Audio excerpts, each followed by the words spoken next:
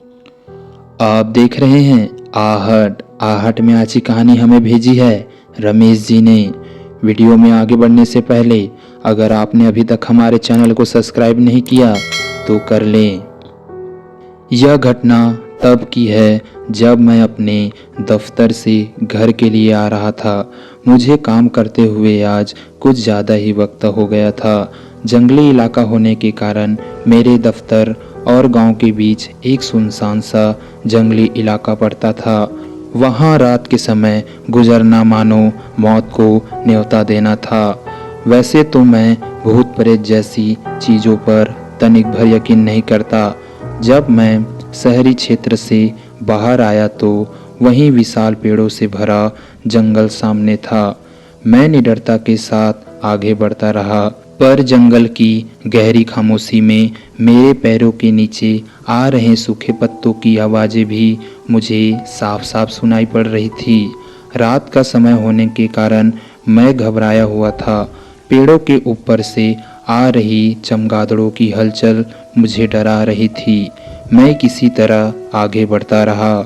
तभी जब मैं एक मोड़ से दूसरे रास्ते की तरफ मुड़ा कि सामने की ओर एक औरत लाल साड़ी में खड़ी दिखाई पड़ी।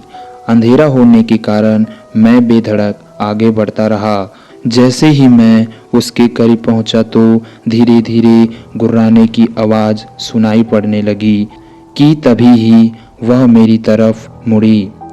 उसे देख मेरे तो पैर कांपने लगे, आंखें फटी की फटी रह गई। मैंने देखा कि उसका चेहरा बहुत ही भयानक था, जिसे मैं शब्दों में बयां नहीं कर सकता। उसकी आंखें सफ़ेद थी। हाथों में एक गुड़िया लिए वह मेरे तरफ बढ़ने लगी। वह मेरे चेहरे के सामने आके दोहरी आवाज़ में कस के चीखी, जिससे मेरे कान सुन पड़ गए और मैं दूर खड़े पेड़ से जा टकराया। मेरे पेड़ से टकराते ही मैं चीख पड़ा और माता रानी का जाप करने लगा कि अचानक ही कहीं से उड़ता हुआ एक लाल कपड़े का टुकड़ा मेरे ऊपर आ गिरा।